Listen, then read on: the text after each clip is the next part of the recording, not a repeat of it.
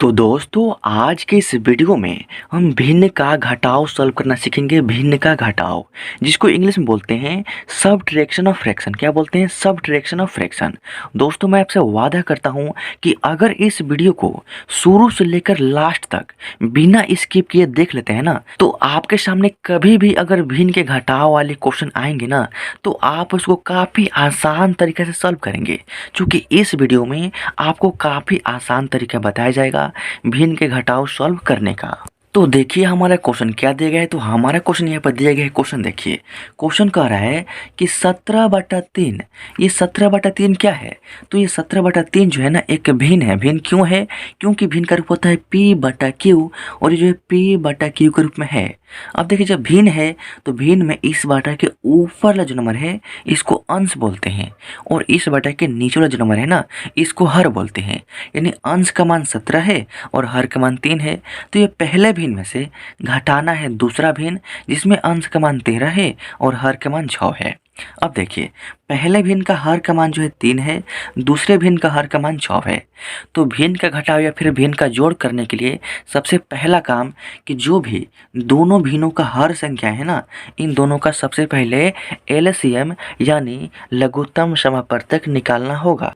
तो यहाँ पर देखिए 3 का 6 का जब एलसीएम निकालेंगे ना, तो 3 और 6 ये दोनों संख्याएं जो है ना हमारा 3 से कट जाएगा। चूँकि 3 के पहाड़े में 3 है एक बार में, कामा है तो कामा 3 के पहाड़े में 6 जो है ना 2 बार में है। अब ये आगे नहीं कटेगा।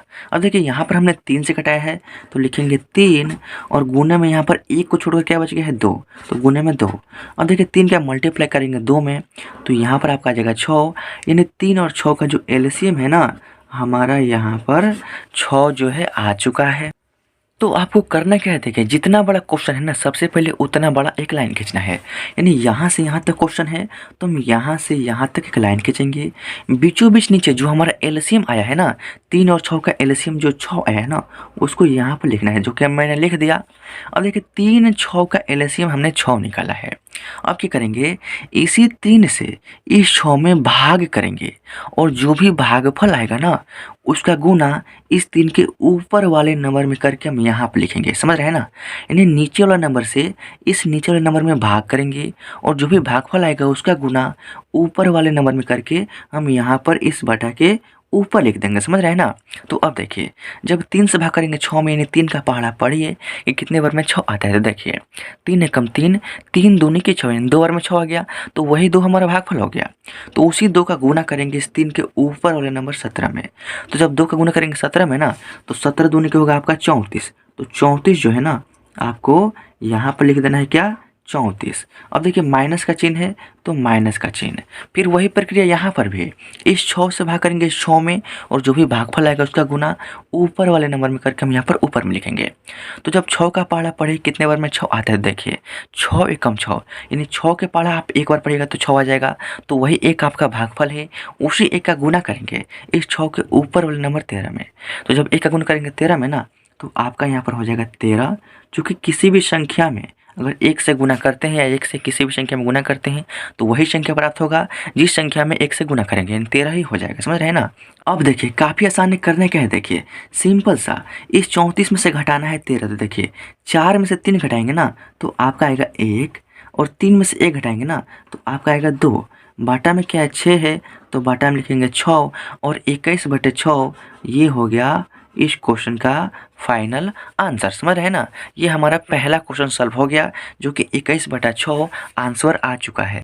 अब ये रहा हमारा दूसरा नंबर क्वेश्चन जो कि मोस्ट इम्पोर्टेंट है। इसको सॉल्व करने के बाद अगर आपके सामने कोई भी भिन्न का घटाव आता है ना, चाहे कोई सा भी क्वेश्चन हो, आप काफ़ी आसान तरीके से सॉल्व करेंगे।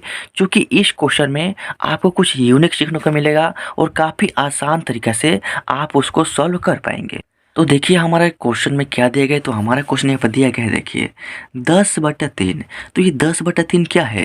तो ये 10/3 जो है ना एक भिन्न है। क्योंकि मैंने आपको बताया कि भिन्न क्यों है, क्योंकि भिन्न का रूप होता है p/q और ये जो है p/q के रूप में है यानी बटा में, तो ये हमारा भिन्न है। और भिन्न में इस बटा के ऊपर वाला जो नंबर इसको क्या कहते हैं? अंश कहते हैं। और इस बटा के नीचे वाला जो नंबर इसको क्या कहते हैं? हर कहते हैं। अब देखिए अंश का मान 10 है, हर का मान 3 है। इस भिन्न में अंश का मान 7 है, हर का मान 5 है। इस भिन्न में अंश का मान 3 है और हर का मान 10 है। तो करना क्या है, सिंपल सा, तीनों भिन्नों के जो भी हर संख्याएं हैं ना, इन तीनों का एक साथ सबसे पहले एलसीएम निकालना होगा। तो 3, 5, 10 का हम क्या करेंगे, एलसीएम यानी लघुत्तम समापवर्तक निकालेंगे। तो यहाँ पर देखिए, जब एलसीएम निकालेंगे 3, 5, 10 का ना, तो इसमें का 5 और 10 जो है ना, ये दोनों संख्या 5 से कटेगा। तो हमको दो संख्या से मतलब होता है कम से कम संख्या से कटाने का प्रयास करना होता है, और कम से कम इन संख्याओं में से दो संख्या कटना भी चाहिए। तो 5 से जो है ना, ये 5 और 10 कटेगा। तो हम यहाँ पर लिखेंगे 5, 5 के पावर में 3 है तो 3 को जी कहते हैं, लिखेंगे, कामा है तो कामा। 5 के पावर में 5 है, एक बार में, कामा है तो कामा। 5 के पावर में 10 है, दो बार में। अब देखिए, यहाँ पर आ गया 3, यहाँ पर 1, यहाँ पर 2। तो 1 से तो हमको कोई मतलब नहीं है, यहाँ पर 3 है, यहाँ पर 2 है। तो 3 और 2 जो है ना, दोनों संख्याएं कभी भी किसी एक नंबर से एक साथ नहीं कट सकता है। तो अब ये जो है आगे नहीं कटेगा। तो हमारा एलसीएम क्या होगा, देखिए एलसीएम हमारा यह होगा कि हमने 5 से कटा है तो लिखेंगे यहाँ पर 5, गुना में 1 को छोड़कर यहाँ पर 3 बच गया है, तो 3, और उसके बाद यहाँ पर 2 बच गया है। सभी का आपस में गुना करेंगे, वही हमारा एलसीएम होगा। तो देखिए 5 3 15 और 15 दूनी के हो जाएगा आपका 30, यानी जो हमारा एलसीएम है ना 30 आ चुका है। तो देखिए करना क्या है, जितना बड़ा क्वेश्चन है सबसे पहले उतना बड़ा एक लाइन खींचना है। बीचों बीच नीचे जो आपका एलसीएम 30 आया है ना, उसको यहाँ पर लिख देना है। अब देखिए 3, 5, 10 का एलसीएम हमारा 30 आ गया। अब इसी 3 से इस 30 में भाग करेंगे, यानी 3 का पहाड़ा पढ़ेंगे कितने बार में 30 आता है। तो देखिए 3 के पहाड़ा पर 10 बार पढ़िएगा ना, तो 3 दहा का 30 होता है, यानी 10 बार में 30 आएगा। तो वही 10 हमारा भागफल है। तो उसी 10 का गुना करेंगे इस 3 के ऊपर वाले नंबर 10 में। तो जब 10 का गुना करेंगे 10 में, तो 10 गुने 10 जो होगा ना आपका यहाँ पर 100 हो जाएगा। कितना होगा, 100 हो जाएगा।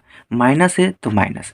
अब देखिए वही प्रक्रिया यहाँ पर भी, इस 5 से भाग करेंगे 30 में, यानी 5 का पहाड़ा पढ़ेंगे कितने बार में 30 आता है। तो देखिए 5 से कम 5, 5 दूनी के 10, 5 3 15, 5 चौका 20, 5 पंजे 25, 5 6 के 30, यानी 5 के पहाड़ा हमने 6 बार पढ़ा तो 30 आ गया। तो वही 6 हमारा भागफल है। तो उस 6 का गुना करेंगे इस 5 के ऊपर वाले नंबर 7 में। तो जब 6 का गुना करेंगे 7 में ना, तो 6 7 हो जाएगा आपका 42, यानी यहाँ पर आपको लिखना है क्या, 42। क्या होगा, 42। अब देखिए फिर से माइनस है तो फिर से माइनस, और वही प्रक्रिया यहाँ पर भी, यानी इस 10 से भाग करेंगे इस 30 में, यानी नीचे वाला नंबर से भाग करेंगे नीचे वाले नंबर में, और जो भी भागफल आएगा ना उसका गुना इस ऊपर वाले नंबर में करके हम यहाँ पर इस बाटा के ऊपर लिख देंगे। समझ रहे ना। तो 10 का पहाड़ा पढ़िए कितने बार में 30 आता है। तो देखिए 10 एकम 10, 10 दूनी के 20, 10 तिहाई के 30, यानी 10 के पहाड़ा में 3 बार पढ़ा तो 30 आ गया। तो वही 3 हमारा भागफल है। तो उस 3 का गुना करेंगे इस 10 के ऊपर वाले नंबर 3 में। तो जब 3 का गुना करेंगे 3 में ना, तो 3 तरीका हो जाएगा आपका यहाँ पर 9। क्या हो जाएगा, 9 हो जाएगा। अब देखिए सिंपल से कार्य करना है। यहाँ पे देखिए इस 10 के पहले यहाँ पर क्या चिन्ह है, कोई भी चिन्ह नहीं है। तो अगर किसी भी संख्या के पहले कोई भी चिन्ह नहीं रहता है ना, तो समझिए कि वह प्लस में है, यानी किसी का कोई नहीं होता है तो समझिए क्या है, वो प्लस में है। अब देखिए यहाँ पर 42 के पहले माइनस का चिन्ह है, तो 42 जो है माइनस में है। 9 के पहले माइनस का चिन्ह है, तो 9 जो है माइनस में है, यानी 9 माइनस में है, 42 माइनस में है, 100 जो है प्लस में है। तो जो प्लस में उसको जेम कहते हैं लिखेंगे, यानी सबसे पहले 100 लिखेंगे। अब देखिए यहाँ पर -42 और यहाँ पर घटाएंगे 9, तो देखिए -42 और यहाँ पर -9, तो माइनस माइनस होता है प्लस, यानी माइनस वाला संख्या और यहाँ पर माइनस वाला संख्या। यानी मान लीजिए कि 42 रुपये आपका किसी भी दुकान में कर्जा है, और उसके बाद 9 रुपये भी कर्जा हो गया, तो कर्जा और कर्जा जुड़ेगा ना, यानी माइनस माइनस होगा प्लस, यानी संख्याएँ जुड़ेगी, लेकिन कर्जा ही रहेगा, यानी माइनस का ही चिन्ह रहेगा। कर्जा मतलब होता है माइनस। तो 42 में 9 जोड़ेंगे ना, तो देखिए 9 2 11 का 1 हार्सिन 1, और इस 4 में एक हार्सिन जोड़ेंगे तो आपका हो जाएगा यहाँ पर 5 हो जाएगा। अब देखिए कर्जा रहेगा ना, 42 में 9 जोड़ेंगे, यानी दोनों कर्जा है, यानी आपका कर्जा होगा, चिन्ह माइनस का ही रहेगा। माइनस में होता है प्लस और चिन्ह माइनस का ही रहता है। बाटा में क्या है, 30 है, तो बाटा में यहाँ पर हम 30 जो है लिख देंगे, लिख दिया हमने। अब देखिए सिंपल सा, यहाँ पर 100 में से घटाना है 51 और 30 से डिवाइड करना है। तो देखिए 0 में से 1 तो नहीं घटेगा ना, तो मान लीजिए यहाँ पर 10 है, तो 10 में से 1 घट लेंगे इसमें, तो यहाँ पर 9 बचेगा और यहाँ पर 10 हो जाएगा। तो 10 में से 1 घटाएंगे ना, तो यहाँ पर आपका 9 होगा। अब इस 10 में से हासिल दें तो यहाँ पर 9 बचेगा ना, तो 9 में से 5 घटाएंगे ना, तो यहाँ पर आपका 4 होगा। और बाटा में क्या है 30, तो बाटा में 30 लिख देंगे, और 49/30 ये हो गया इस क्वेश्चन का फाइनल आंसर। तो दोस्तों देख सकते हैं कितने आसान तरीका से भिन्न का घटाव सॉल्व होता है।